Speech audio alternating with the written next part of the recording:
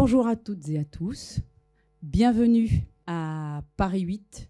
Bienvenue surtout à Maria Poblete, à l'espagnol, qui nous fait l'honneur de venir à Paris 8 pour la rencontre littéraire francophone co-organisée par la bibliothèque. Et par cette occasion, je tiens à remercier Catherine Dufour qui n'est pas là, grâce à qui la rencontre a lieu, grâce à qui il y a le buffet qui vous attend à la fin de cette séance. Et un grand merci aux étudiants de Paris 8, de licence 2 et 3 de lettres. Vraiment, vous êtes fabuleuses et on va vous écouter après. Je remercie aussi mon ami Victorino Flores, ancien de Paris 8, qui va aussi filmer, faire une captation, qui est péruvien, étudiant réfugié politique depuis très, très, très longtemps. Et nous sommes des vieux de Paris 8 tous les deux. Voilà, je laisse la parole à Gabriel et Ousmane pour la suite des événements. Alors bonjour Maria Poblete. Je vous propose de commencer cette rencontre littéraire par un témoignage élaboré par mes camarades Lilith et Anna. Mais juste avant, je vais laisser la parole à Océane de mon groupe. 19 977. 19 977 jours. 19 977 jours se sont écoulés depuis que le général Pinochet a pris le pouvoir au Chili. Pendant ces 19 977 jours, ces 52 ans, 2 mois et 23 jours, le monde a changé. Des vies ont été bouleversées, des enfants sont nés, et parmi elles, celle d'une petite fille chilienne qui arrivera en France à l'âge de 9 ans avec sa famille pour fuir cette dictature. Cette petite fille est parmi nous aujourd'hui, et c'est vous, Maria Poblete. Très jeune, vous avez appris à dire non. Non à l'indifférence, non à l'individualisme, non à l'intolérance. Et aujourd'hui, à travers vos textes, vous utilisez vos mots comme des armes pour raconter, pour témoigner et pour transmettre. Merci beaucoup. Merci beaucoup. Ce témoignage, c'est l'histoire d'un Chilien. Un parmi les autres, un qui a vécu le travail en usine, le coup d'état de Pinochet, la fuite et le retour. Cette histoire, c'est celle de Leandro, exilé politique et retornado. Leandro, c'est mon père. C'est un retornado. Ce terme désigne les personnes qui ont fui la dictature, qui ont quitté le pays et qui y sont retournés une fois la dictature terminée. Mon père est le 4e d'une fratrie de 10 enfants. Il est né au Chili, j'ai oublié de préciser, c'est un Chilien. Et comme il fait partie des aînés, il a la responsabilité de l'administration de la famille et des prises de décisions difficiles quand la situation est délicate. Ses parents ne s'aiment pas. Lui est alcoolique. Elle fait un enfant à chaque réconciliation. Un jour, les aînés décident que cette situation a assez duré. Alors, ils font leurs valises et ils s'en vont, abandonnant le père. La vie est plus paisible, mais les aînés doivent travailler pour soutenir la mère. Ça, c'est l'histoire de mon père. Une histoire qu'il a toujours refusé de me donner, mais que d'autres m'ont rapportée.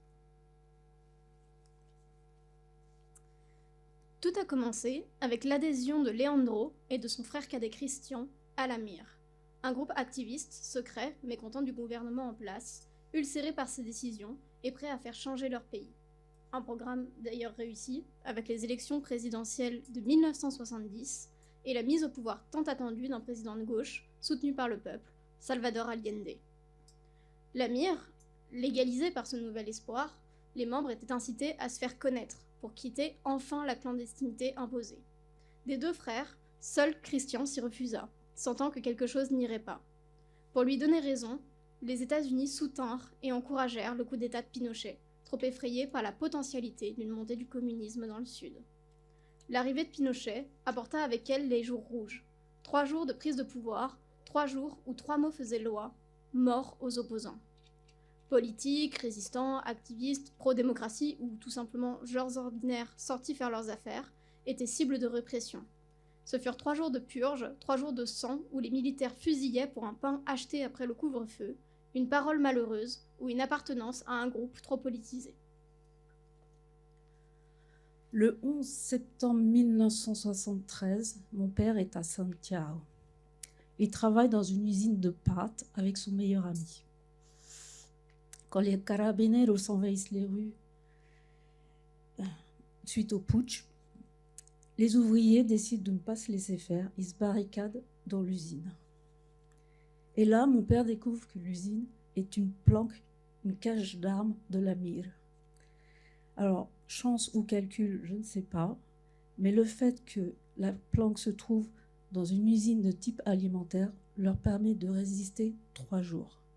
Ils auraient pu résister plus longtemps, mais ils n'ont plus de munitions, ils se rendent. Après les jours de purge, la junte militaire ordonne que les exécutions systématiques soient commuées en arrestations.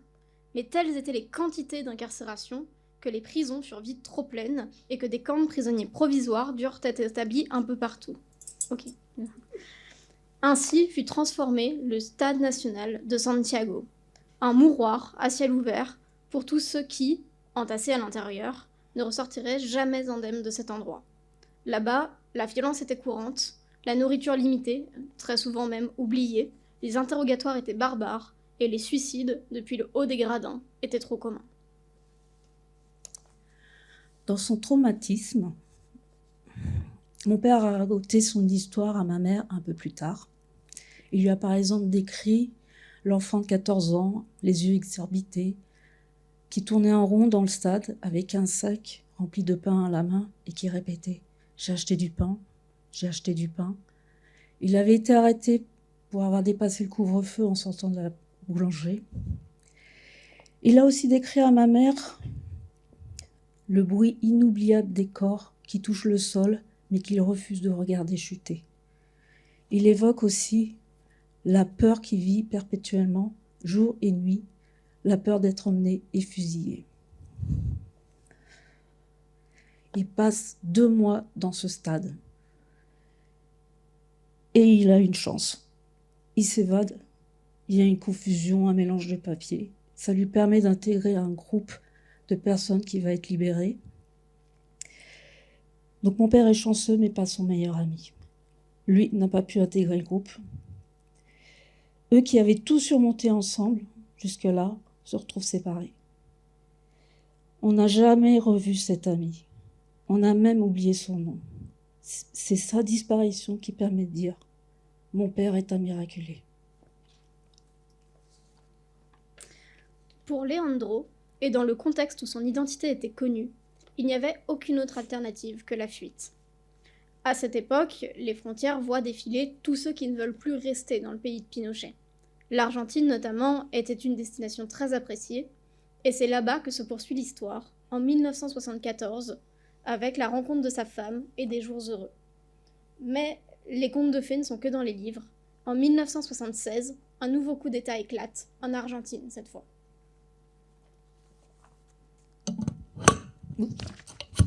Petit problème technique.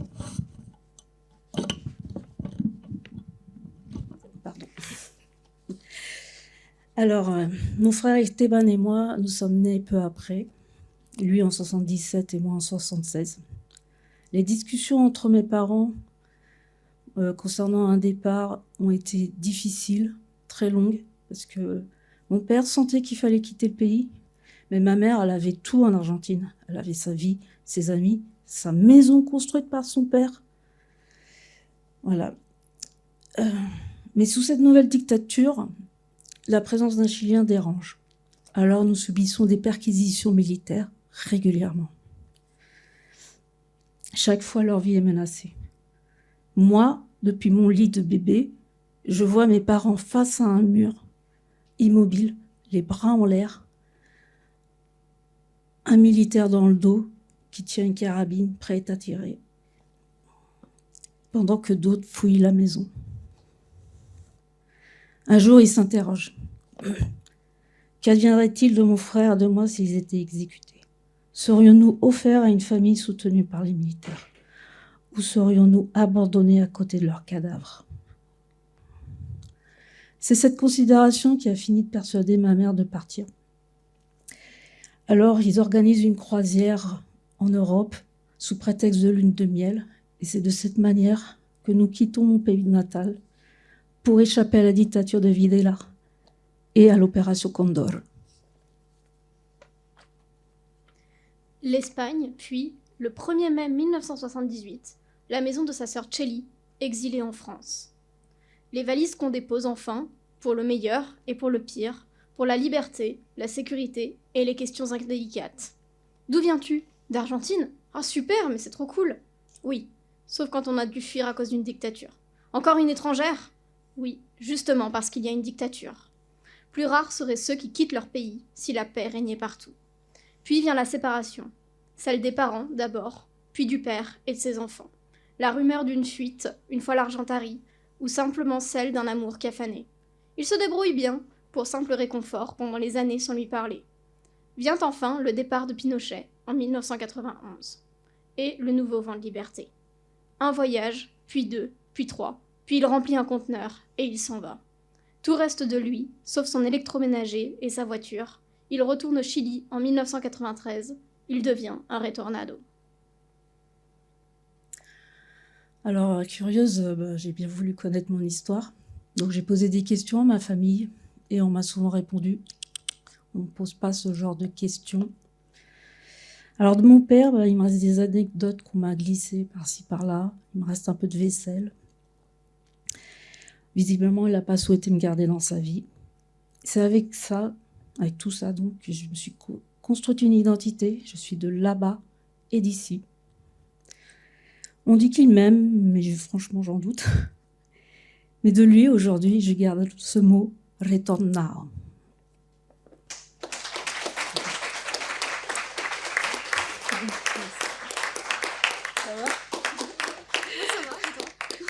Merci pour votre écoute.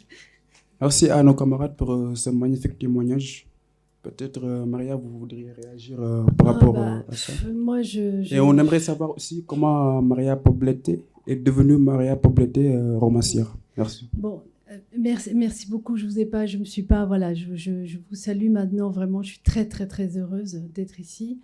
Ce que je viens d'entendre fait complètement écho, en fait. Je voudrais déjà parler de ce témoignage qui, pour moi, est merveilleux. Enfin, merveilleux dans la sincérité, dans la force, dans l'histoire. C'est encore une fois, c'est une histoire dans la grande histoire.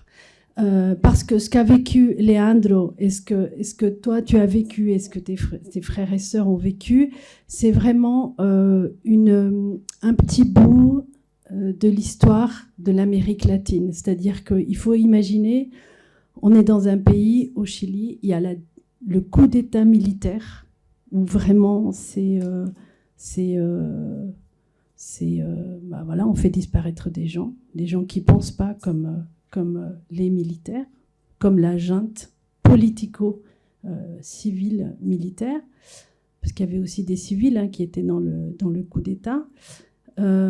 Comment, d'abord, ce cauchemar-là, cette dictature-là, ce coup d'État. Moi, j'en connais aussi des personnes, des Chiliens qui ont réussi à s'échapper du Chili et qui ont donc traversé la cordillère des Andes pour se réfugier en Argentine. La frontière entre le Chili et l'Argentine, c'est la cordillère des Andes. Donc des gens qui sont échappés, comme Leandro, et 2-3 ans après, à nouveau, un autre coup d'État militaire. Enfin, vraiment, je trouve que cette histoire, elle est parlante. Elle dit tout de l'histoire de l'Amérique latine. C'est-à-dire que pendant les années 70, voilà, toutes les personnes qui étaient progressistes, qui voulaient changer le monde, qui voulaient voir,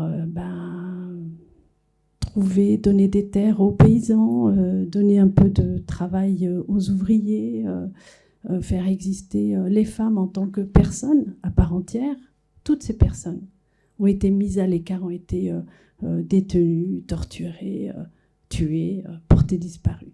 Donc je trouve que c'est vraiment... Et il faut écrire un livre, là. Il faut écrire un livre. Il faut écrire un livre et je crois que tout est là, les mots sont là, l'émotion est là, parce que vous avez vu, hein, on est tous quand même au bord des larmes. L'émotion est là, les mots sont là, le point de vue est là, le silence, parce que ça, on va en parler sur le... On écrit aussi... On écrit, en fait... moi, si j'écris, c'est pour remplir les cases vides, le silence, les petits bouts de silence. Et je crois que je ne suis pas la seule écrivaine à agir ainsi. On écrit pour comprendre le monde. Moi, c'est pour ça que j'écris. C'est pour comprendre le monde. C'est pour essayer de répondre à des questions, mais poser d'autres questions sur ce monde qui tourne, qui va. Et puis, on essaye d'embarquer les autres dans des histoires. Parce que l'autre motivation de l'écrivain, de l'écrivaine, c'est de raconter l'histoire, d'accord, avec un grand H, mais c'est aussi raconter des histoires. On est au même niveau. Vous êtes grands, voilà, vous êtes des étudiants, vous êtes des jeunes adultes, des adultes. Mais ce qui nous porte toujours, et ce qui, moi, personnellement, me porte, je pense que pour nous qui aimons les livres, comme Farouja, comme vous, comme nous tous là, nous aimons les livres, nous aimons entendre la phrase suivante, c'est « Il était une fois ». Vous voyez, dès qu'on démarre sur « Il était une fois Leandro », qui a été emprisonné dans un stade pendant 2 mois. Le stade, je vous rappelle que le chanteur Victor Jara a eu les mains, le chanteur Victor Jara qui était proche aussi du MIR, hein, du même parti que Leandro, mouvement de la gauche révolutionnaire, hein, c'est ça, le MIR. Victor Jara qui a eu les mains brisées, qui a été tué dans ce stade qui était devenu un centre de torture, d'extermination, voilà, gigantesque. Donc voilà, c'est ça, c'est « Il était une fois » et après le « Il était une fois », il n'y a pas que des jolies histoires. Il n'y a pas que des contes de fées. Voilà, et ça c'est... si on posait la question « Pourquoi vous écrivez ?» ben je dirais, voilà, j'écris pour raconter des histoires, pour raconter l'histoire et pour faire avancer un petit pan d'humanité, pour faire avancer... Je vais si j'ai le droit là de... je vais revenir un peu sur mon histoire parce que on est dans le cadre de... Voilà, on est dans la littérature, on est dans l'enseignement de la littérature. Les livres, ça fait pas tant de temps que ça que j'écris, que je publie. Ça fait une 20aine d'années, j'en ai 60 aujourd'hui. Je ne pensais pas pouvoir écrire un jour, ou en tout cas être publié un jour. Pour moi, quand j'étais enfant, donc je vivais au Chili, comme Leandro, je vivais au Chili, dans une famille certes d'intellectuels, mais des nouveaux intellectuels. C'est-à-dire que moi, je suis issue plutôt... mon grand-père était mineur, hein, il travaillait dans les mines, dans le nord du Chili, donc plutôt des grands-pères mineurs, une grand-mère ouvrière agricole, enfin c'était des gens très... voilà, c'était très humble, c'était une famille modeste. Ma mère a fait des études, a fait beaucoup d'études, elle était travailleuse, elle était forcenée, elle voulait toujours, elle revendiquait beaucoup, c'était une enfant forte et elle a fait des études et elle est allée à l'université. C'était la première génération qui allait à l'université. Ensuite, moi, mon enfance, j'étais dans une... j'étais avec mes sœurs, c'était très gentil, c'était très tranquille, c'était très... voilà, j'avais une petite vie. Et puis un jour, donc ce même 11 septembre 1973, le coup d'État militaire. Ma mère a été recherchée très vite par les militaires parce qu'elle n'était pas d'accord avec le coup d'État militaire, elle n'était pas d'accord avec les militaires. Et toute ma famille, mes frères et sœurs, et là je veux aussi revenir sur l'épisode de Leandro quand il résiste dans l'usine, les armes à la main. Le petit frère de ma mère, Gustavo, qui est mon oncle adoré, qui est aussi un retornado, comme Leandro, cet oncle-là, le petit frère de ma mère, il a résisté, et il a aussi résisté les armes à la main dans une usine. C'est peut-être la même. On ne sait pas. Et mon oncle a été blessé à la main parce qu'ils étaient... ils avaient quelques armes, mais ils n'étaient pas face aux militaires, vraiment, ils n'ont pas tenu longtemps. Et il a été embarqué, il a été porté disparu pendant 1 an et demi. On ne savait pas où il était. Pour résumer, toute la famille de ma mère, toute sa fratrie a été soit emprisonnée, prisonnier politique, soit porté disparu et exilé. Et mon monde a basculé à ce moment-là. Je ne sais pas ce que j'aurais fait, je ne sais pas ce que je serais devenue, je ne sais pas du tout la vie que j'aurais eue. En tout cas, du jour au lendemain, le monde s'écroule. Et là, je commence non pas à écrire, à publier, mais à penser, à écrire dans ma tête des histoires, à me raconter des histoires, avec une imagination qui courait. Après, je vais faire vite sur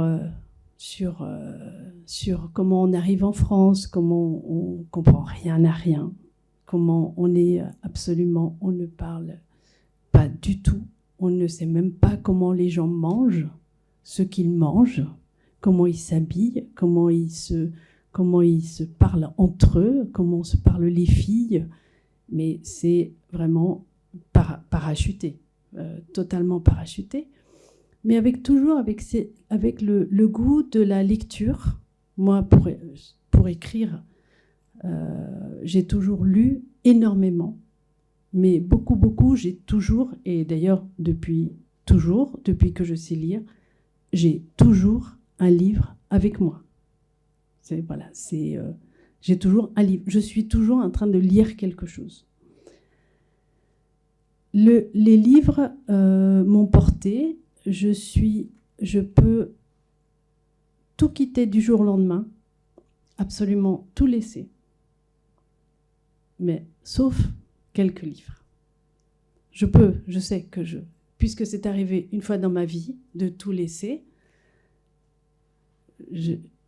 mais vraiment c'est sincère ce que je vous dis. Je peux partir et tout laisser. Je ne suis absolument pas matérialiste.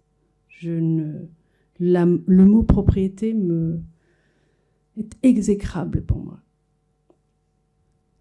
Sauf quelques livres. C'est tout. Moi, je pars avec des livres. J'ai étudié en France, donc je me suis intégrée. Je vais mettre plein de guillemets, vraiment tout le long là, plein de guillemets, parce que je me suis intégrée, je ne sais pas ce que ça veut dire. En tout cas, j'ai appris à vivre ici. Je suis retournée au Chili parce que, comme Leandro, mon père est un retornado, donc quelqu'un qui est retourné dans son pays d'origine.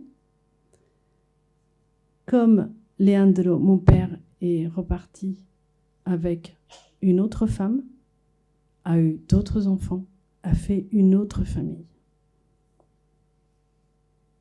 C'est vraiment, c'est très en miroir à nos histoires, vraiment très en miroir. Et j'ai essayé de à partir du moment où je suis retournée, et c'est ce que j'écris je l'ai écrit dans le livre sur la dictature nous avait jeté là, comment, en retournant au Chili à l'âge de 16 ans, je voulais savoir quoi faire de ma peau, de ma personne. Et j'ai pris, je pense, la décision de ne pas prendre de décision, en fait. C'est-à-dire que depuis lors, et ça c'est vraiment le cœur aussi de mon travail d'écrivaine, le cœur de mon travail d'écrivaine, c'est de fabriquer, c'est de créer des ponts entre mes cultures. Dans les années 90, à la fin des années 80, je suis retournée au Chili travailler. J'étais journaliste, je travaillais à France Info notamment. Les ponts entre les cultures, les reportages. Donc je suis allée au Chili pour rapporter ce qui se passait en termes de transition démocratique, comment on négociait la fin d'une dictature et l'entrée vers une démocratie, dans une démocratie. Mais pas seulement, je suis allée aussi regarder du côté de l'Amérique centrale, Guatemala. Je suis allée voir à Guatemala ce qui se passait. Je suis allée au Pérou. J'ai notamment fait tout un travail, un grand reportage sur le Sendero Luminoso, le sentier lumineux, qui étaient des gens qui faisaient des attentats, enfin voilà, qui posaient aussi des questions à la démocratie.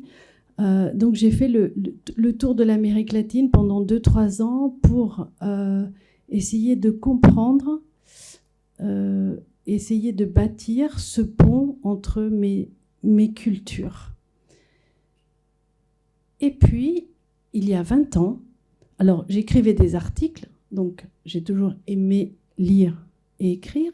J'écrivais des articles, et puis il y a 20 ans, un éditeur d'une grande maison d'édition m'a tendu un article du New York Times dans lequel on parlait d'une secte religieuse qui avait été fondée au Chili. Et c'était une secte religieuse fondée par un nazi en fuite. Et ce monsieur me tend cet article en me disant « Essayez de voir s'il n'y a pas quelque chose à faire là-dessus. » Mais pas un article, un livre. Et donc c'est comme ça que je suis retournée au Chili pour écrire, pour mener une grande enquête qui a duré 1 an et demi sur cette secte qui était un lieu abominable. Et le livre est paru en 2003. Il a très bien... Enfin, c'était la première fois qu'on écrivait sur cette histoire-là, qui a été un scandale au Chili. Et ce livre-là, on en a fait un film. Les droits du livre, vous savez, on peut acheter les droits des livres, en faire des adaptations cinématographiques ou théâtrales. Et ce livre-là les droits ont été achetés pour en faire un film, un documentaire qui est passé dans les télévisions internationales. C'était France Télévisions au départ, et puis après, bon, il est passé en Allemagne, aux États-Unis, il a été. Et donc, et là, je me suis dit, waouh, j'ai publié un livre, on en fait des films, un film. Eh ben, ça veut dire que peut-être que je vais pouvoir continuer à écrire des livres. Je n'aurais jamais imaginé pouvoir être publiée, moi, parce que ce que je ne vous ai pas dit, j'étais assez bonne élève. Enfin, en tout cas, j'ai toujours aimé l'école, j'ai toujours aimé lire, donc j'étais plutôt présente.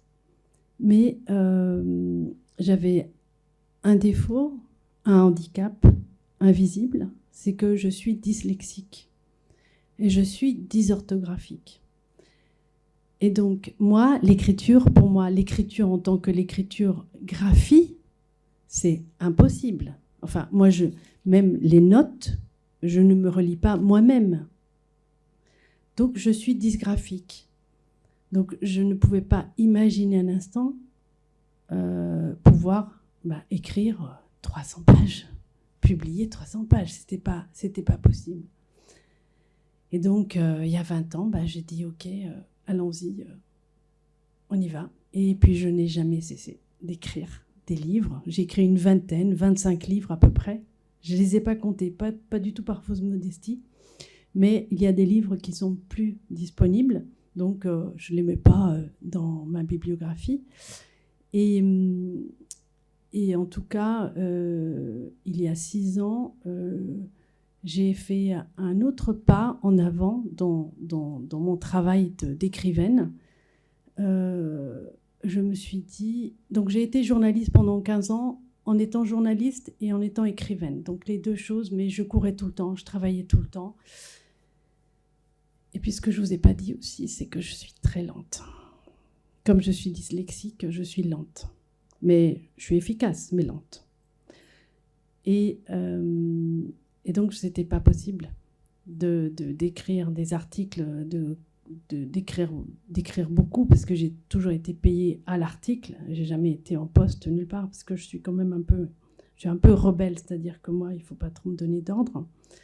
Donc j'ai toujours été indépendante, journaliste indépendante. Mais donc ça veut dire qu'on a plein de travail tout le temps. Et moi, j'avais besoin de temps pour écrire mes livres. Et notamment mes romans historiques, pour toujours cette obsession de comprendre le monde, d'écrire sur le monde qui tourne et qui tourne pas bien. Et j'ai sauté dans une autre piscine où je me suis dit, on y va. On arrête le journalisme et puis on mangera des pâtes, c'est pas grave. Et depuis 6 ans, je ne m'occupe que de mes livres. Et ça, c'est... Voilà, je plane. Je plane de bonheur parce que j'écris. J'écris à mon rythme. Je parle de mes livres, comme ce que je fais là, et j'adore. J'anime des ateliers d'écriture, j'aide les autres aussi à écrire, c'est-à-dire que j'écris pas à leur place, mais je leur donne la main, et puis je fais en sorte qu'il y ait une bonne ambiance dans un groupe pour qu'on ait envie de raconter des choses, et que ça parte du ventre, que ce soit de l'émotion, que ce soit fort. On a tous et toutes des choses à dire. Et tout le monde peut écrire. Donc j'anime aussi des ateliers d'écriture. Voilà pour faire court, mais je peux parler encore pendant 3 heures. Merci beaucoup. Merci à vous. Merci beaucoup, Madame Poblete, pour cette intervention. On aura l'occasion de revenir dessus. Avant ça, je vais laisser la scène à une surprise qu'on va vous proposer, qu'on a créée, que le groupe Création a créé. Je vous laisse prendre place. Cher futur moi, tu dois probablement être au Chili, en train de te goinfrer de gâteaux chez Anita, avec toutes tes copines de l'école à tes côtés. Si Anita n'est pas encore trop vieille pour inviter des gens et supporter l'agitation. Je n'ai pas trop l'habitude d'écrire, mais on m'a dit que je devrais le faire, que mon témoignage est important. Témoignage. J'ai cherché, c'est la même signification que témoin. Quelqu'un qui partage son histoire pour le bien collectif, on m'a dit. Et j'entends les adultes dire qu'en ce moment, ça va mal. Alors, je veux faire du bien. Tous mes amis sont ailleurs et je ne veux pas causer de peine à mes parents, en leur montrant que je suis triste, qu'ils pensent qu'ils ne font pas assez. Ça va suffisamment mal pour ne pas avoir en plus des parents découragés. Et je ne veux pas que les gens me regardent avec encore plus de peine. Je déteste ça. Alors, je me confie à toi. Je sais que tu as une vie superbe, là où tu seras sûrement mieux. Écoutez mon témoignage. Je suis sûre que tu as une vie qui a valu la peine de quitter le Chili. On a dû partir de la maison avec quelques affaires sans vraiment nous expliquer pourquoi. Enfin, on nous a expliqué. Mais je sens qu'auprès de nous, les adultes n'osent pas finir leurs phrases. Et j'ai entendu des cris. On aurait cru des monstres, mais c'était des militaires. Je joue toujours avec mes sœurs et on continue de se disputer la télécommande de la télévision. Pourtant, plus rien n'est pareil. Je pense que je me souviendrai de cette scène toute ma vie. Nous venions de nous réveiller et nous avons trouvé maman et les autres groupés autour de la radio. Ils étaient pâles, comme s'ils avaient vu un fantôme. Ils viennent d'annoncer la dictature, et même si nous ne comprenions pas ce qu'il est en train de se passer, j'ai su à cet instant que plus rien ne serait jamais comme avant. Les forces armées déclarent. Président de la République doit rendre le pouvoir. Pourquoi la radio fait comme ça ce matin? Papa l'écoute, regarde. Maman, pourquoi on va pas à l'école?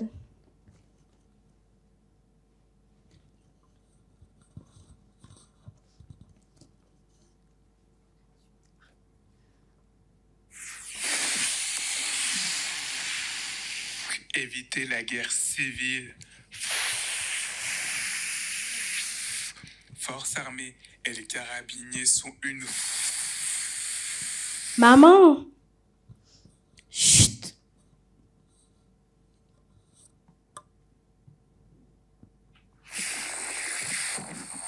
Télévisions doivent suspendre leurs activités. Seront punis. Punis? Comme nous? El général Allez dans votre chambre. Pinochet.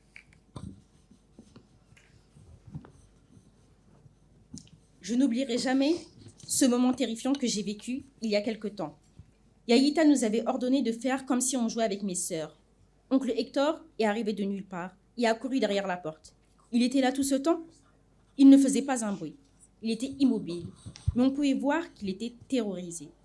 Quand tout d'un coup, les militaires ont débarqué et ont poussé Yaïta violemment. Les filles, restez ici. Les filles, restez ici. Vous jouez, d'accord? Rien entendu, rien vu. Pourquoi tu fermes la porte, grand-mère? Chut! Tonton? Chut! Ne fais pas de bruit.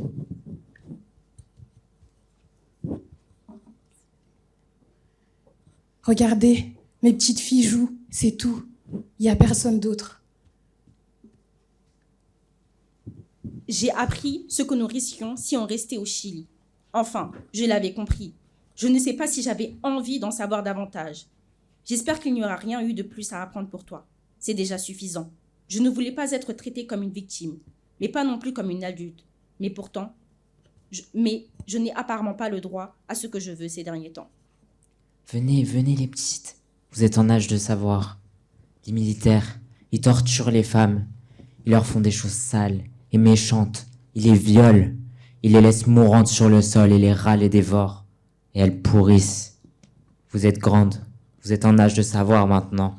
Ils les tuent. Ils les tuent comme des chiennes. Nous sommes allés passer le réveillon à côté de Valparaiso. Nous avons dîné au milieu de 200 personnes que nous ne connaissions pas. À minuit, un homme a remercié Dieu de nous avoir débarrassés des marxistes. Alors, j'ai pensé, ils ont tué nos amis, ils ont tué Neruda. Nous sommes tous éparpillés, cachés, apeurés. Nous sommes restés assis tous les deux. Ils ont commencé à nous lancer des choses, de la nourriture, de la vaisselle, à vouloir nous lyncher. Un homme a sorti son pistolet et il est venu frapper Dario. Personne ne nous a défendus. Ils nous ont mis dehors. On s'est caché durant 1 mois. Les filles ont souffert. Les militaires venaient fouiller la maison.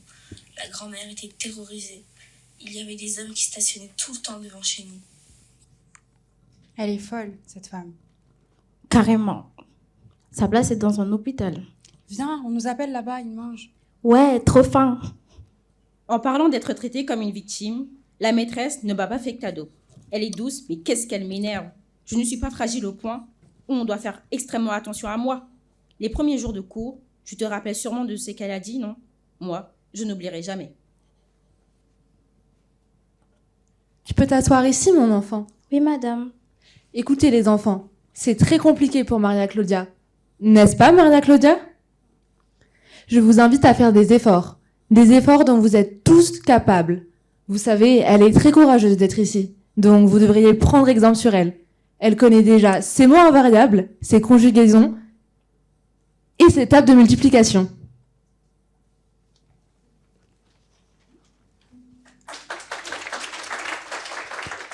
on a fait une sorte de poème en mettant en résonance des phrases du texte sans trop les changer pour justement faire un écho entre les voix enfantines et des voix plus adultes, ou en tout cas qui parlent de la dictature, pour montrer la violence de ce parallèle.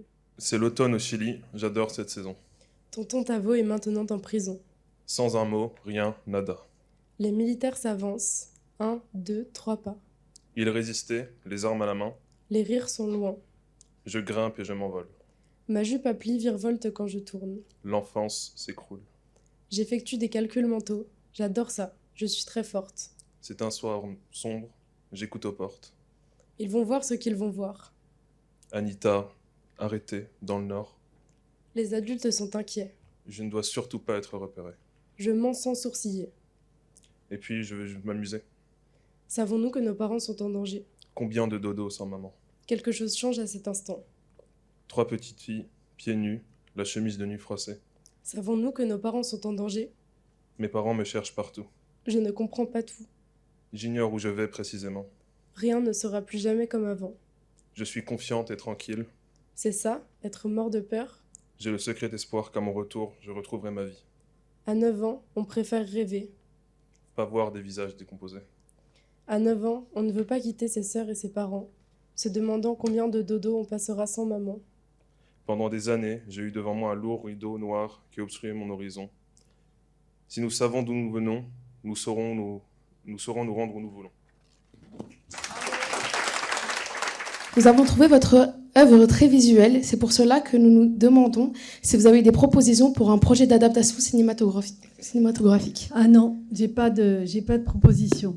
Pas encore. Mais moi, j'aimerais bien, oui, je rêverais de faire quelque chose de ce texte. Et là, quand je vois le théâtre et les images, effectivement, quand on écrit, je vous disais tout à l'heure qu'on écrivait pour raconter des histoires, mais on écrit aussi pour fabriquer des images. En fait, moi, quand j'anime des ateliers d'écriture, je dis aux élèves, aux étudiants, aux jeunes, aux personnes qui participent aux ateliers, qu'il faut qu'ils imaginent avoir une caméra et filmer. Ça veut dire qu'on fabrique. Écrire, c'est fabriquer des images. Donc, adaptation, ben ouais, bien sûr. Du coup, on a une question de Abderrahman sur le style et la création littéraire. Travaillez-vous vos souvenirs comme une matière littéraire ou essayez-vous de rester fidèle à la réalité vécue? Alors, un peu les deux. Je travaille pour écrire ce livre. C'est un livre qui a été long à aboutir parce que c'était travailler la mémoire, mais la mémoire qui nous joue des tours tout le temps. On réécrit ses souvenirs. Ça, il y a plein d'autres auteurs, Luc Lésio, il y a plein de gens qui ont travaillé sur ces matières-là. On est toujours un peu coincé dans ses souvenirs. Donc moi, j'avais mes souvenirs. Bon, je passe, vous avez vu, hein, je suis quelqu'un d'hyper sensible. Au début, tous les souvenirs qui se percutaient, qui arrivaient, j'écrivais 2 lignes et je pleurais 2 heures. Donc, c'était un petit peu long. D'abord ça, ces souvenirs qui me traversaient. Et puis, une enquête aussi. Mais c'était comment on commence à écrire? En fait, vous avez dit que vous étiez parti au Chili pour faire une enquête sur la secte religieuse. Par où on commence quand on arrive? Comment on commence à écrire un livre? Alors, comment on commence à écrire un livre? Moi, je commence toujours par travailler sur le contexte historique. Quel que soit le sujet, quel que soit le thème, quel que soit l'objet de mon étude. J'ai toujours le contexte historique en tête parce que je trouve qu'on ne débarque pas de la Lune. On est dans un monde en mouvement et l'histoire j'adore les historiens. Je trouve qu'on a besoin des historiens. Le contexte historique, pour moi, c'est essentiel. Avant de commencer à écrire, il y a toute cette recherche littéraire, cette matière. Et donc, je commence toujours par lire. Je vous donne un exemple. J'ai écrit sur Lucie Aubrac, sur la résistance. Mais avant de commencer à travailler sur le personnage de Lucie Aubrac, grande résistante, professeure d'histoire à Lyon en 1940-42, eh bien, je me suis intéressée, je me suis même passionnée par l'histoire de la France dans les années 30, dans les années 40, par l'Allemagne, par la montée du nazisme. Donc il y a toujours de la lecture, beaucoup de lecture. Et ensuite, je vais vers la deuxième chose préférée, c'est-à-dire voir des gens, aller interroger des personnes qui ont vécu, qui ont un témoignage à donner, des personnes qui vont m'aider à avancer dans mon propos. Alors, ça peut être des témoins, ça peut être des experts, ça peut être des enseignants, ça peut être des professeurs, ça peut être d'autres écrivains, ça peut être des personnes qui vivaient à cette époque. Et seulement ensuite, c'est-à-dire que écrire, c'est lire d'abord. Y a-t-il un moment précis où vous vous êtes dit « il faut que je raconte cela » ? Ah oui, alors ça, c'est une bonne question. Ça faisait très très longtemps que mes éditeurs me demandaient d'écrire mon histoire, de publier un livre sur mon histoire. Et moi, j'ai passé des années à dire non, mais c'est pas intéressant. Je suis pas intéressante. Je suis pas intéressante. C'est pas moi. Voilà. J'ai vécu un truc et puis j'ai avancé. Mais c'est pas moi. Et autour de 2000, au milieu des années 2010, je commençais à être agacée, mais c'est un mot gentil pour dire je n'en pouvais plus de ce langage autour des réfugiés syriens, normalement. Je n'en pouvais plus d'entendre des gens, beaucoup de gens, de plus en plus de gens, dire oui, mais bon, aïe, aïe, aïe, il y en a un peu trop là. Oui, mais, avec beaucoup de mais. Et moi, j'ai subitement, j'ai explosé, quoi. Et j'ai dit à mon éditrice, ok, je vais écrire pour dire que moi, quand je suis arrivée, mais c'était le gala tous les soirs. Mais c'était la fête.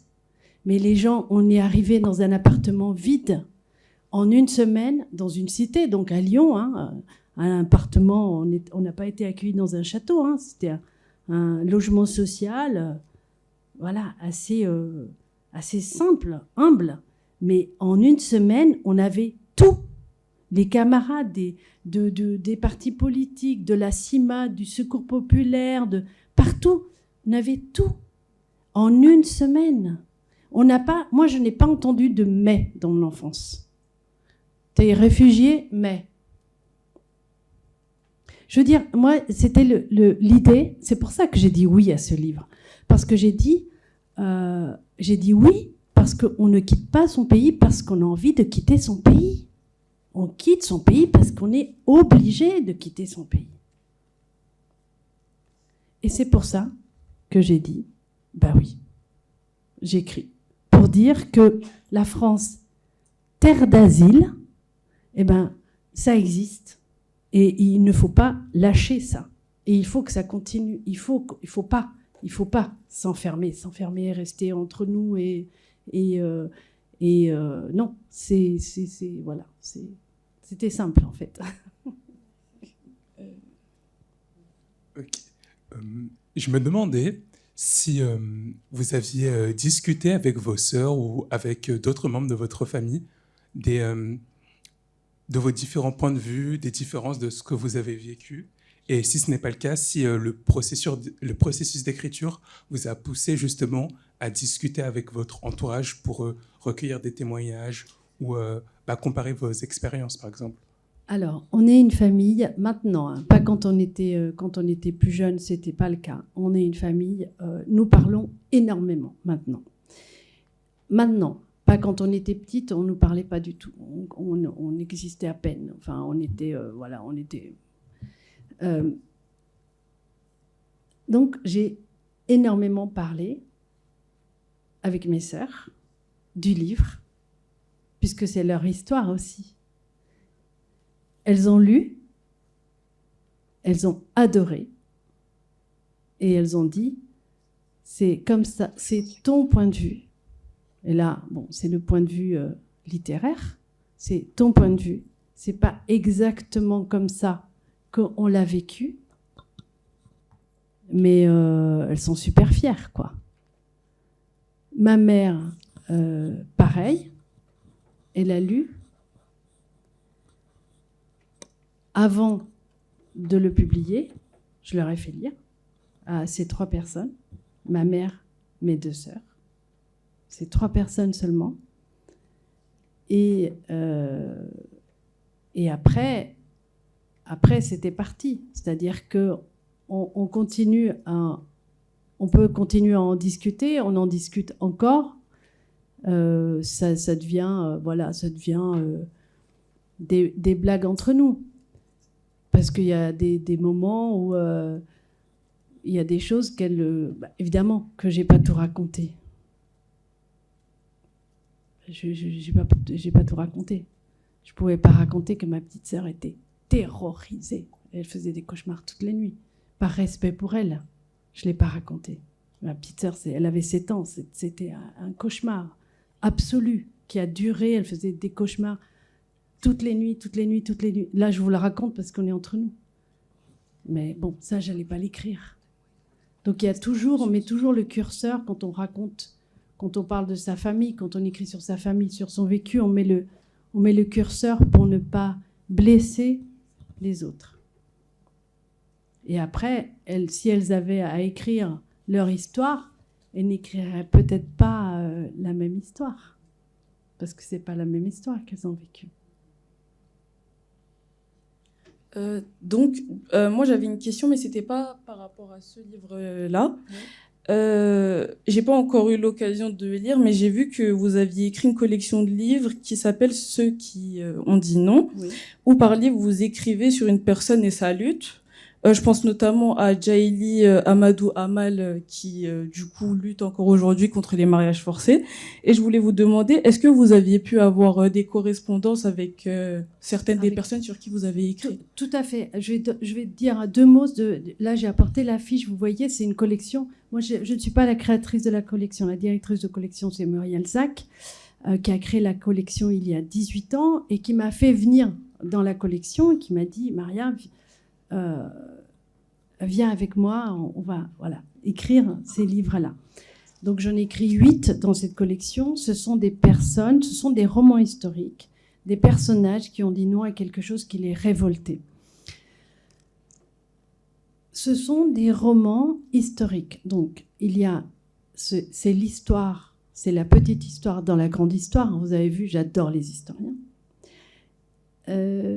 Quand les personnes sont en vie, je ne leur demande pas l'autorisation parce que j'ai une liberté de romancière et que c'est un peu mon panthéon quand même. Hein.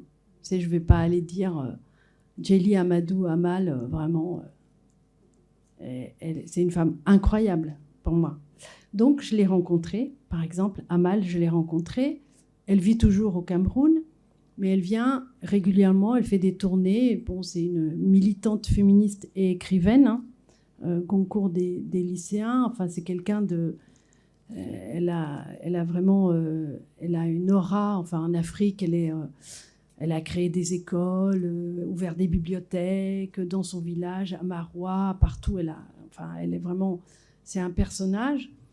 Elle voyage beaucoup et je l'ai rencontrée, je l'ai interviewée et je me suis vraiment entendue avec elle. C'est-à-dire qu'on a créé une sorte d'alliance toutes les deux. Et voilà. Et dès que possible, on se croise, voilà, on s'embrasse, on se voit quand elle passe par Paris. Même Amal, je ne lui ai pas demandé la permission d'écrire sur elle. Elle savait très bien que c'était un roman. Je n'ai rien inventé. C'est juste une façon de rapporter les faits. Et surtout, ce sont des livres qui font 80 pages. En 80 pages, vous imaginez bien qu'on ne peut pas raconter la vie d'une personne. Donc voilà, c'est comment ces personnages ont dit non à quelque chose qui les révoltait. Rosa Parks, elle n'a pas laissé sa place à un blanc. Elle n'a pas laissé sa place. Vous imaginez pas ce que ce geste-là a produit. C'est pas Rosa Parks, c'est qu'ensuite il y a eu tout un mouvement derrière elle, tout un mouvement de libération. De la même manière que Amal, quand elle dit non au mariage forcé, voilà, elle travaille pour que les filles aillent à l'école, qu'on ne les sorte pas de l'école à 12 ans pour les envoyer en mariage. Donc c'est ça, en fait, le but de cette collection. C'est pas seulement ces personnages, c'est toutes les personnes après ou pendant, avec elle, qui disent non à ce que... Voilà, pour faire avancer l'humanité. A-t-il eu des passages qui ont été le plus dur à raconter dans votre œuvre? Tout a été, tout a été difficile à écrire. Et en même temps, je vous parlais de Rosa Parks, qui est dans mon panthéon, hein, évidemment. Rosa Parks, le moment où mes parents ont failli se faire lyncher parce qu'ils ne se sont pas levés pour dire bravo au général Pinochet, ils sont restés assis, ils ne se sont pas levés. Ce moment-là, pour moi, était... Parce que ma mère, elle en parle encore, c'est comme si c'était hier pour elle, parce qu'ils ont vraiment failli être lynchés, quoi. Ils ont été extraits de cette salle où ils allaient se faire tuer. Donc, effectivement, c'était un moment particulièrement difficile à écrire, oui. La semaine prochaine, c'est la sélection au Chili. Oui. Il y a, 14 décembre. Ouais. Il y a Cast qui vient d'une descendance d'un fasciste, en fait, d'un nazi. Et de l'autre côté, c'est une dame qui était ministre au gouvernement. Et c'est quoi ton point de vue? Ah, mais c'est une horreur pour moi. Alors, je vais peut-être vous expliquer ce qui se passe au Chili en ce moment. Donc, c'est une élection présidentielle. C'est une élection de président qui a lieu tous les 4 ans. Donc, les mandats sont courts. En 4 ans, on n'a pas beaucoup de temps pour faire des choses. En même temps que la présidentielle, il y a les élections législatives des 2 chambres. Pas comme ici. Donc, les 2 chambres, la basse et la haute, en fait, l'Assemblée nationale et le Sénat. En même temps que la présidentielle, il y a les législatives. Du côté des députés et des sénateurs, c'est déjà la droite qui est passée, de toute façon. Le président qui risque d'être élu au 2e tour, c'est le 14 décembre. C'est un monsieur qui s'appelle Cast, K-A-S-T, qui adore le général Pinochet, nazi, et qui risque d'être président du Chili. Donc c'est juste, voilà, ça me rend malade, quoi. Parce que au Chili, il y a un problème sur la mémoire. Moi, je dis que on va jusqu'au révisionnisme au Chili. On ne parle pas les manuels scolaires. Donc, le coup d'État, c'était en 73, d'accord. Une dictature militaire qui a duré 17 ans. Donc, c'est assez jeune comme démocratie, malgré tout. Les manuels scolaires n'abordent pas cette question. On n'a pas expliqué aux jeunes ce qui s'était passé. Contrairement à l'Argentine, où il y a eu des procès des généraux, des militaires, qui ont du sang sur les mains, d'accord. Au Chili, nous, on n'a pas été assez, je ne sais pas pourquoi. On n'a pas eu une justice assez indépendante, solide, pour juger les militaires. Les militaires n'ont pas été jugés au Chili. Le général Pinochet n'a pas été jugé. Donc il y a un silence autour de ce qui s'est passé pendant la dictature militaire. Les gens ne savent plus, les jeunes ne savent pas ce qui s'est passé. Ce candidat-là qui va être président, il n'y a quasiment pas de doute, arrive avec un discours sur la sécurité, un peu comme ici, un peu comme dans le monde entier en ce moment, un peu comme aux États-Unis aussi. Un discours sur la sécurité, alors que le Chili est le pays le plus sûr d'Amérique latine. La sécurité, les étrangers. Là, il y a Cast, donc le candidat qui risque d'être président. Il a dit, après le premier tour, donc le premier tour, il y a 2 semaines, il a dit aux étrangers, il s'est adressé à eux, il y a beaucoup de Vénézuéliens au Chili, il leur a dit, je vous laisse 103 jours pour vous barrer. Donc il y a des tas de gens sans papier qui ont commencé à partir vers le nord. Vous voyez le nord, au nord du Chili, frontière avec la Bolivie et le Pérou. Et là, il y a un état d'urgence dans ces pays parce qu'il y a toutes les personnes sans papier qui sont en train de s'enfuir parce qu'ils ont peur. Mais enfin, moi, je trouve que c'est très, très, très inquiétant ce qui se passe. Ce discours de haine de l'étranger, de la sécurité, de ce populisme qui commence à gangréner toute l'Amérique du Sud. Et vous voyez ce qui se passe aux États-Unis. Donc voilà, c'est mon point de vue, et c'est celui-ci, c'est-à-dire que je sais pas. Je sais pas du tout ce que je vais faire le 14 décembre. Peut-être prendre les armes, je sais pas.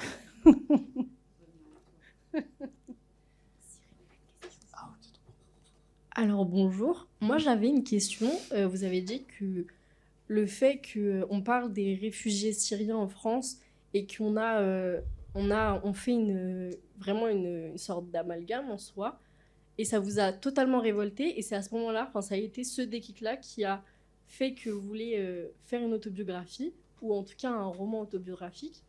Est-ce que en France, il n'y a pas cette inégalité de réfugiés? On accepte certains parce qu'ils nous ressemblent, ou on accepte certains parce que cette situation nous arrange plutôt qu'une autre, en fonction de, par exemple, vous, réfugiée chilienne, ou un réfugié syrien, ou d'une quelconque... Oui, parce qu'il y a ça, c'est sûr, c'est évident, parce qu'il y a la question de la religion.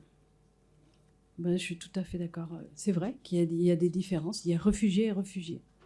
Oui, mais en Syrie, on a quand même pas mal de chrétiens. Pourquoi on ne les accepterait pas en tant que oui, non, mais c'est sûr. En tant que religieux? Mais en fait, moi, quand je parlais de cela, c'est que c'était... je parlais des Syriens, mais je parlais des autres réfugiés. Je parlais pas... Effectivement, je pensais aux Syriens, mais je pensais aussi... moi, j'ai écrit sur un réfugié africain pareil, qui s'est enfui, etc. Donc pour moi, c'est voilà, je fais pas de différence, mais je vois quand même, quand nous on est arrivés, il y avait aussi le côté, nous on est blanc, quoi. On est aussi blanc, donc on était un peu plus, on était un peu moins café au lait, qu'il y avait aussi ça. Il y a aussi ça, c'est évident qu'il y a aussi la question de la couleur de la peau et de la religion, c'est sûr. J'avais une question, parce que tout à l'heure, vous avez dit qu'il y a certains qui ont oublié. Et j'avais une prédiction sur le fait que la littérature, est-ce que selon vous, elle peut servir comme un outil de mémoire et même elle peut participer à l'éveil de certains esprits? Ah mais c'est évident, c'est 100 fois oui. Mais c'est pour ça que j'écris. Et c'est pour ça que, notamment, je participe à cette collection, ceux qui ont dit non et celles qui ont dit non. C'est évident que ce sont les livres qui vont nous sauver, ce sont les mots qui vont nous sauver.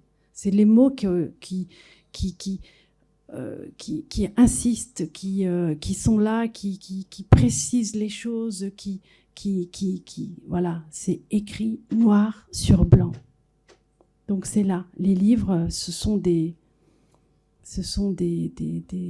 vous allez dire, je suis belliqueuse, mais ce sont des armes, des vraies armes.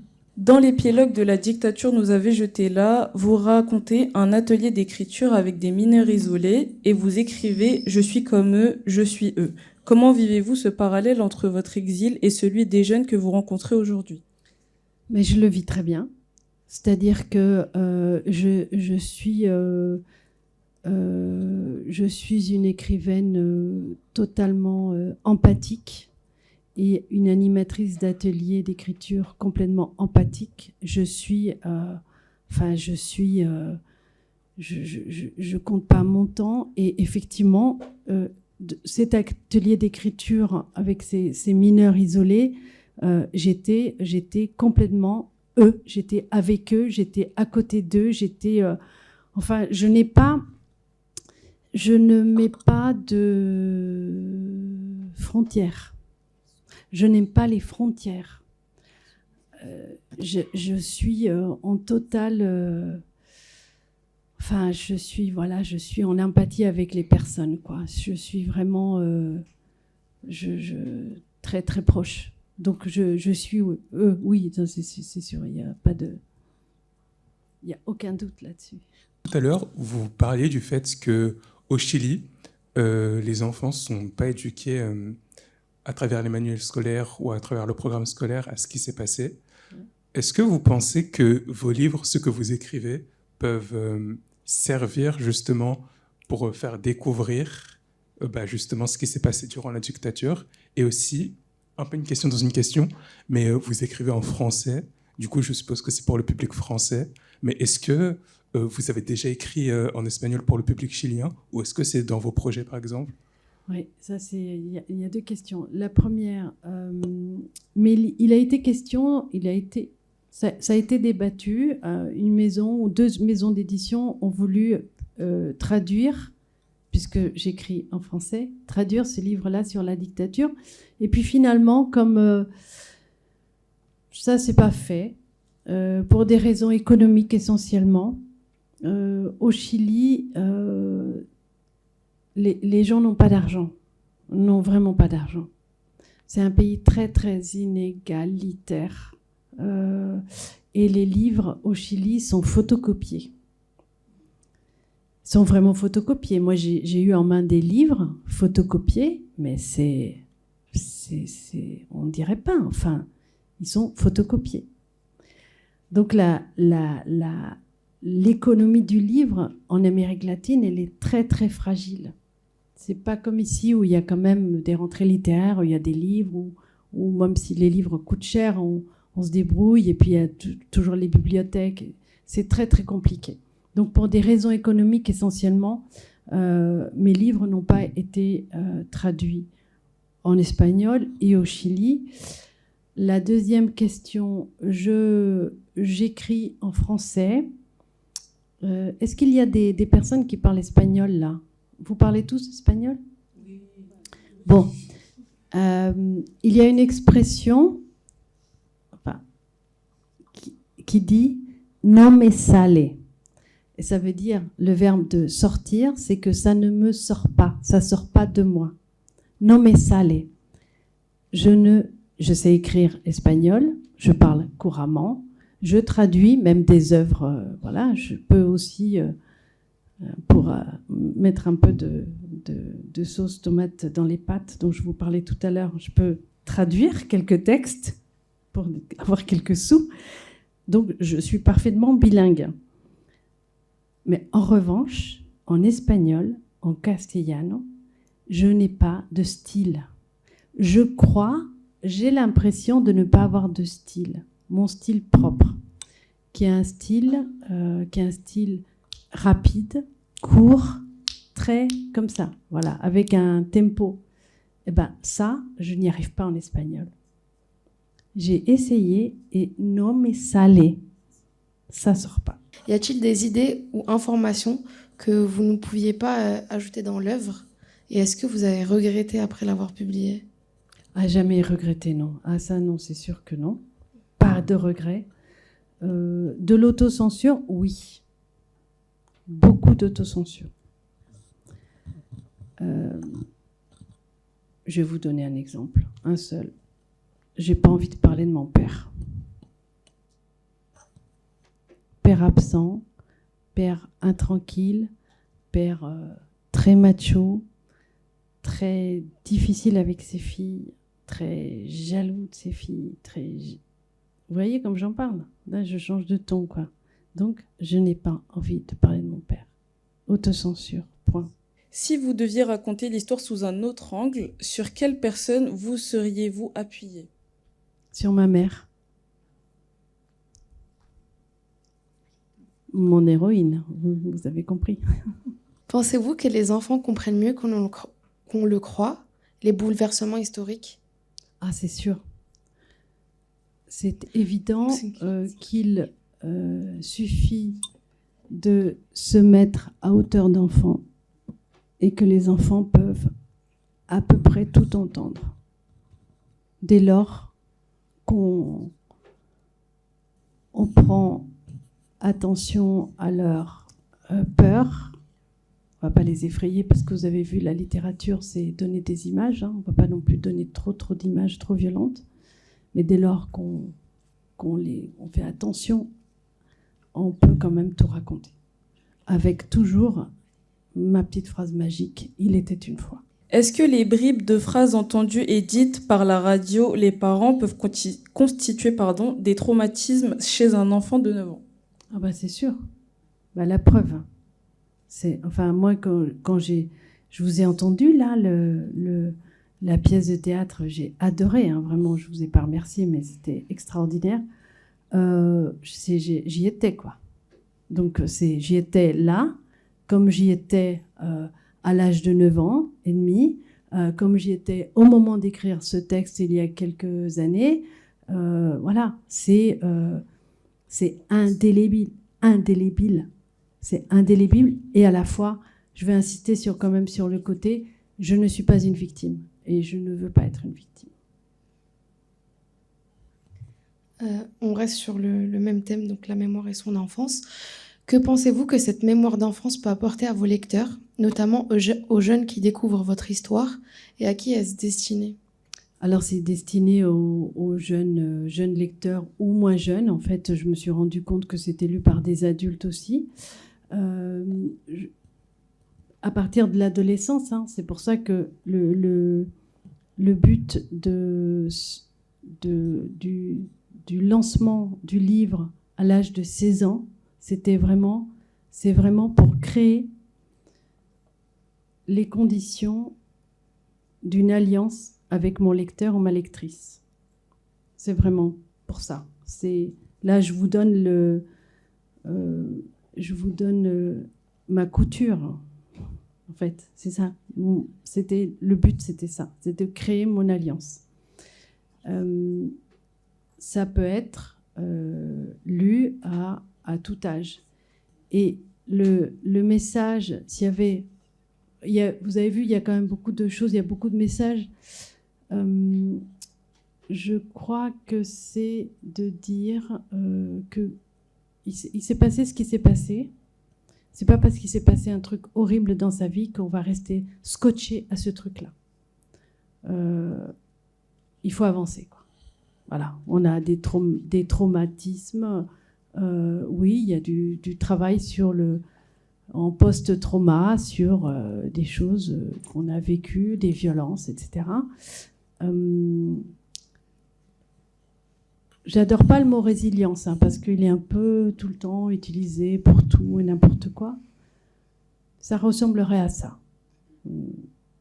Il faut impérativement toujours dépasser, si on peut, en se faisant aider. Moi, j'ai vu des psys et tout ça, c'est sûr. La littérature, l'écriture aident à avancer, à guérir, à aller mieux et plus loin. Et puis, aller au bout de son idée. Toujours. C'est pas parce qu'on vous a découragé à un moment qu'on vous a dit « bah non, toi, t'es victime, toi, t'es réfugié politique, et puis toi, tu te tais, et puis tu restes à ta place. Et tu vas rester dans ta cité, et puis tu vas pas faire d'études. » Bah non. Bah non, c'est pas grave. On continue, on avance de toute façon. Vous avez dit que vous n'étiez pas et vous ne vouliez pas être une victime. Pourquoi et qu'est-ce que vous entendez par victime? Enfin, quel bagage vous mettez dedans? J'ai pas envie de rester que à cette place-là de victime. Je n'ai pas envie j'ai pas envie d'avoir cette étiquette de victime. Je pense que grâce à la littérature, notamment, on peut faire beaucoup de choses de ce qui nous arrive. Peut-être juste compléter, parce que cette idée ou question de victimisation, ça peut concerner beaucoup de gens. Et c'est vrai que si on reste à sa place, très souvent, c'est pas la place que vous avez choisie, c'est celle qu'on vous a imposée et pour laquelle vous vous soumettez. C'est ça, en fait. Voilà, t'es de banlieue, tu bouges pas de ta banlieue, etc. C'est à vous de bouger de la banlieue. Donc, il faut sortir. Il faut justement ne pas obéir. Je crois que c'est surtout ça aussi. Oui, c'est tout à fait ça. C'est exactement ça. Pas rester à la place à laquelle on nous assigne. L'avant-dernière question sur le style et la création littéraire posée par Abderrahmane, encore une fois. Avez-vous eu des modèles littéraires ou des auteurs qui vous ont inspiré pour ce livre? Alors, est-ce que vous avez 3 heures devant vous?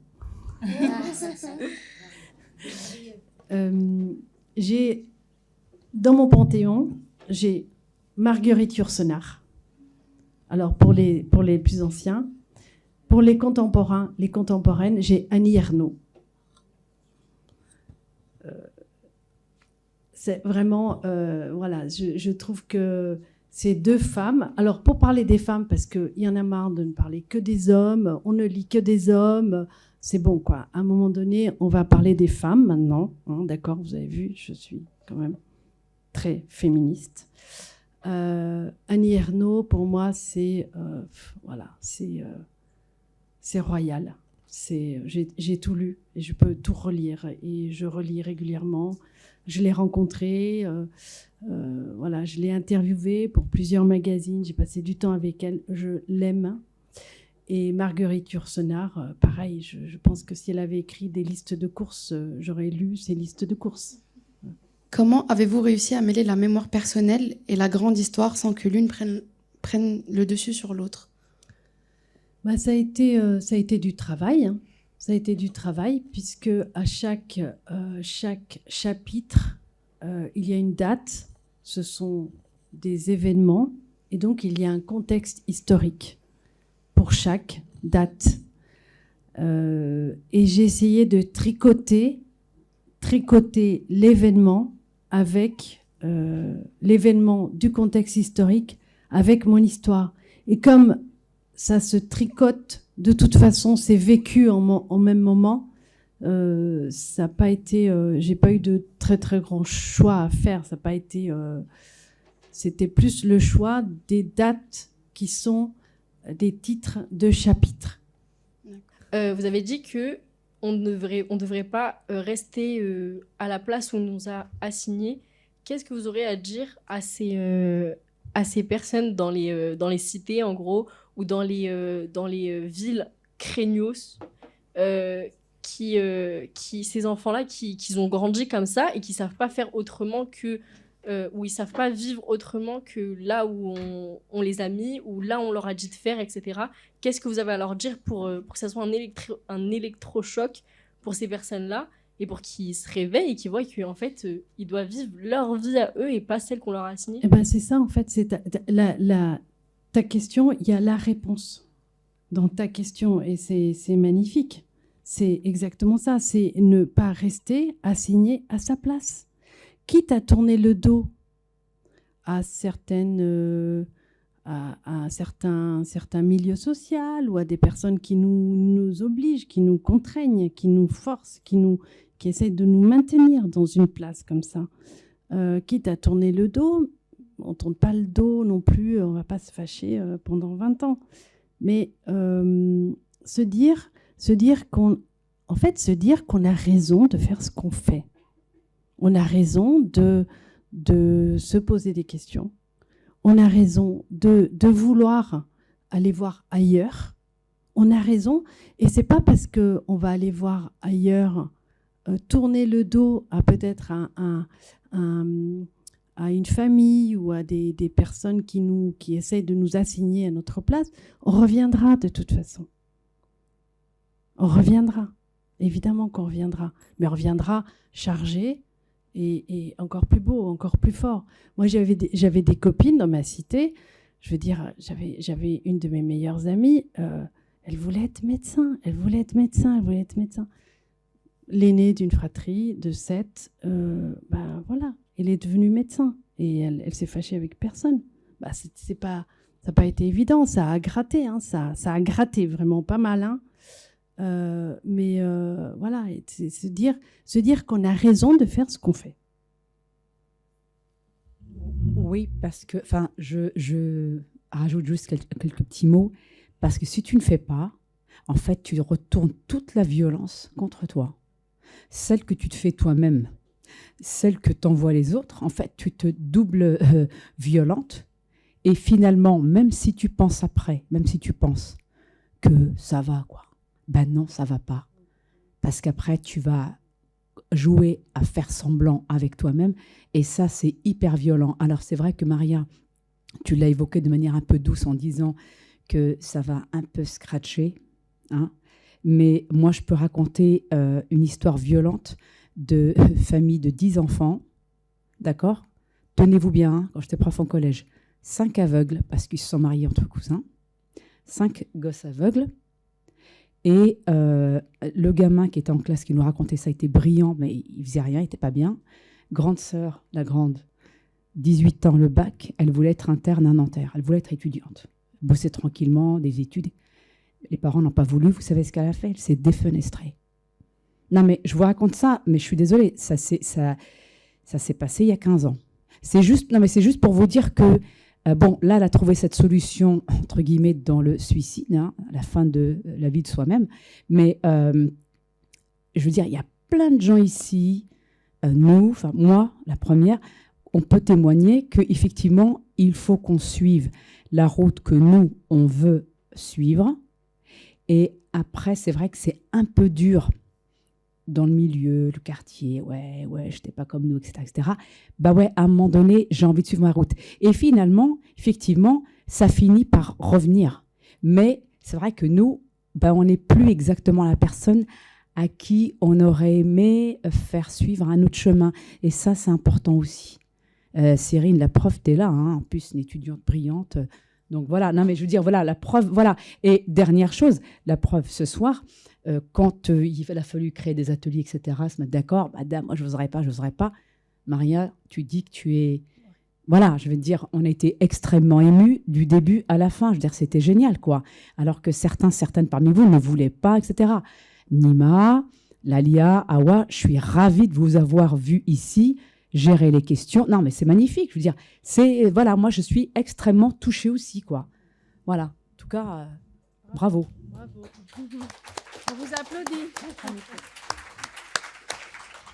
Je tiens à tous vous remercier d'avoir participé et je vous propose de finir cette rencontre avec un quiz qui a été élaboré par un des groupes de notre classe. Voilà, un quiz qui porte essentiellement sur votre œuvre, là où la dictature nous avait jeté là. Donc les questions seront affichées en face sur l'écran et vous aurez la possibilité de répondre sur vos téléphones directement. D'accord ? Donc, qui est Maria Poblete ? Première réponse, journaliste. Jaune, autrice. Bleu, avocate. Vert, professeur. Il y a 2 réponses vraies, je vous aide. Et c'est la seule question où il y a 2 réponses. Voilà. Oh.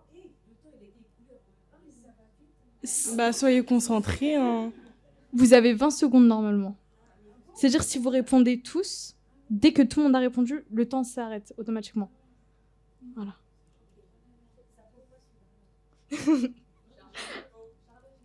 Tout compte. Les plus rapides ont plus de points, sachez-le. Hein. Plus vite vous répondez, plus de points vous avez. Donc, d'où vient-elle ? Réponse rouge de Colombie, jaune Mexique, bleu Argentine, vert Chili. Oh. Je sais pas qui a mis Argentine. Ouais, c'est ça, Pardon. ouais. Toi, t'as pas lu le livre. Charlotte, bravo. Donc, quel est le livre qui raconte son parcours ? Restez concentrés. Rouge, il y a ce que je suis. Bleu, la dictature nous avait jeté là. Vert, tu peux en sortir. Anorexie, boulimie, hyperphagie. Jaune, non à l'indifférence. Bravo. Une mauvaise réponse, c'est pas grave. Kaïssa. Bravo Kaïssa. Charlotte, faut que tu gagnes. On est du côté des filles, nous. De quel point de vue est raconté le livre ? Donc, rouge, d'un point de vue omniscient. Jaune, d'un point de vue externe. Bleu, du point de vue de son oncle. Vert, du point de vue d'une petite fille. C'est des questions très simples.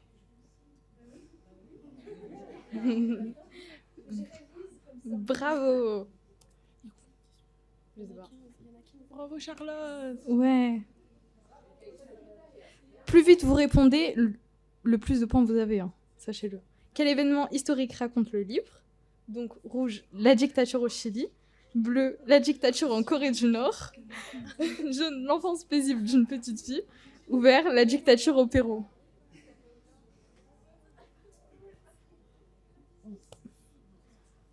Le piège, c'était l'enfance paisible. C'est pas une enfance paisible, pardon. Excusez-moi. Toujours Charlotte, bravo. Alors, à quelle date se déroule le début de l'histoire ? Question technique. Réponse rouge, 11 septembre 2001. Réponse jaune, 14 septembre 1978. Bleu, 11 septembre 1973. Vert, 17 septembre 1974.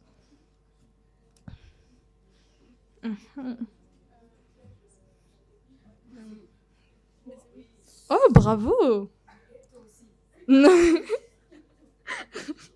Bravo Charlotte. Prochaine question. Donc, qui prend le pouvoir au Chili dans le livre? On va pas citer.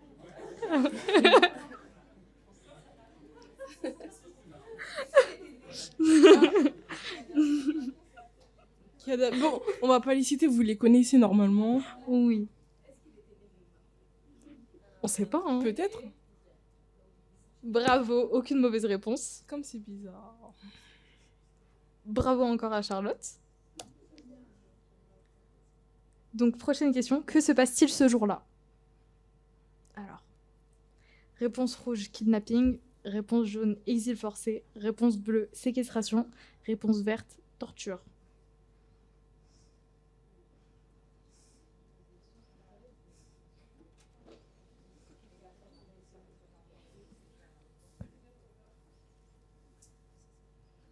Bravo. Exil forcé. Ah, toujours Charlotte. Bravo. Donc vrai ou faux cette fois-ci? Maria Poblete a quitté son pays à 9 ans. Est-ce que c'est vrai? Est-ce que c'est faux?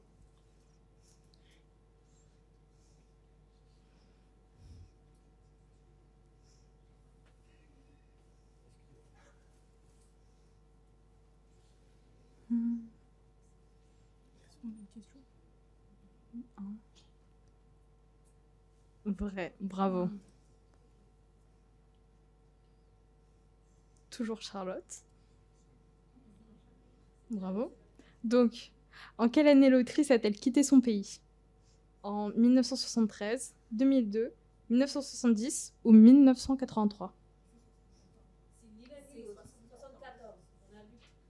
Bravo, c'était un piège. C'était un piège pour voir si vous suivez.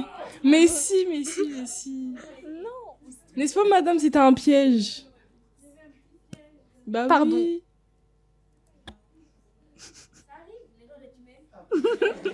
Toi, t'es dans le classement, là? Oui. D'accord, oui, c'est ça, oui, c'est ça. Oui, c'est ça.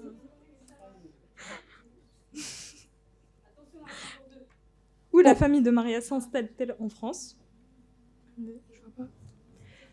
À Lille, puis à Bordeaux, à Lyon, puis à Marseille, à Paris, puis à Lyon ou à Roubaix, puis Toulouse.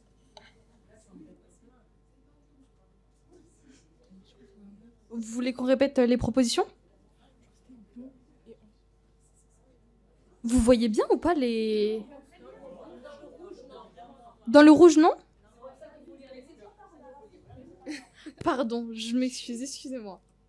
Je vais les relire plus de fois. Mais Charlotte Charlotte Chérie, moi je comptais sur toi. Alors, là, c'est un vrai ou faux. Donc, Maria Poblete, c'est facilement adapté à la vie en France. Vrai ou faux? Vrai, bleu, faux, rouge. Facilement adapté à la vie en France? Ah, dans le ressentiment, dans la vie toujours, la manière dont je pose la question, Ça, je vous l'a donne dit la pendant réponse. La conférence, là. Normalement, t'as suivi, toi. Ah, je m'attendais pas à ça. Ah ouais. Ok.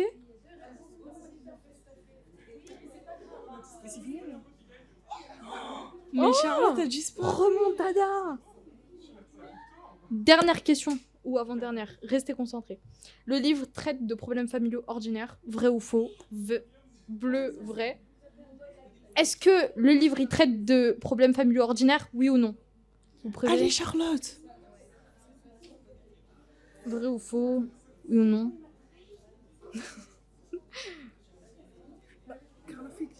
Ça critique mes questions. Je mets la première et la dernière. Mais attention, ils vont te dire et tu fais le classement. Ouais, la 3, la 2, la 1. Vous êtes prêts pour le classement ou pas? Attends. Ouais, voilà. Podium. Attention. Khalifa Phineas Vas-y. Ouais. Charlotte a gagné dans nos cœurs. Voilà. Elle est où, Charlotte? Elle est là, oui. J'avoue. Charlotte. Franchement. Oh non. C'est qui la dernière personne? Voilà. Je vous demande pardon pour la petite erreur. Du coup, merci de nous avoir corrigé. Alors, pour le mot de la fin, donc on peut remercier juste ici en face de vous, donc Kadidiatou, Soumaya, Carla. Merci beaucoup. Il y a une camarade qui est juste derrière, Mawa. Merci Mawa. Sabrina. Voilà, merci beaucoup. Honnêtement, c'est la première fois que dans un cours de rencontre littéraire, c'est la première fois qu'il y a un caout. Et franchement, j'en suis vraiment ravie. Je pense qu'on va le breveter, Maria, parce que je me dis qu'en collège-lycée, c'est une très très bonne façon de... Faut donner l'argent, madame. Non, mais on va vous solliciter. Mais comme vous préparez la licence Accès Santé, vous n'aurez pas le temps. Vous allez dire on vous le donne. Donc, on vous en remercie par avance. En tout cas, merci beaucoup aux uns et aux autres, donc aux étudiants et étudiantes donc, du groupe Performance Théâtrale, Témoignages, poésie. Donc Maria a volé le texte. Elle s'est donné l'autorisation de prendre le texte. Voilà. Et Maria, peut-être que on pourrait peut-être faire une photo. Non mais comme vous êtes très bien comme ça, je me dis vous auriez plus qu'à vous lever et Maria peut-être devant comme ça. On n'a pas besoin de faire un mouvement de foule. Et comme ça, on fait une photo collective. Merci. Voilà Karima Iken, ma collègue de lycée. Karima fait coucou à la salle. Donc c'est grâce à Karima que je connais Maria Pobleté, parce que Maria Pobleté a animé des ateliers d'écriture dans le lycée Sugère de Karima. Voilà, donc Karima aussi aime beaucoup faire les liens. Tout à l'heure, tu parlais de faire des ponts entre tes cultures. Je trouve ça très bien. Voilà, et merci donc. Merci aussi, un spécial merci à Soumaya, Kadidiatou, Mawa d'avoir apporté. Elles ont fait des mamas orientales et elles ont apporté beaucoup de choses très bonnes pour le diabète. Parce que comme ce sont des futurs médecins, elles pourront nous soigner. Ben c'est vrai, parce qu'il n'y a que des chips, des bonbons, c'est super bon pour la santé. Voilà, donc si, Carla aussi, pardon. Voilà, donc franchement, vous pouvez tomber malade, elles sont là. Hein. C'est nos futurs médecins, ophtalmologues, cardio. Non, vraiment, parce qu'elles font licence accès santé, donc c'est parfait. Muchas gracias, muchísimas gracias. Et ce que j'ai vécu là, c'est quand même assez rare dans la vie d'une écrivaine, d'un écrivain. Enfin, vraiment, c'est inouï, quoi. Vraiment, fou là là. J'adore Saint-Denis, hein, vraiment. Merci à tout le monde. Hein. Bravo. Hein. Ne changez rien, hein. Restez comme vous êtes.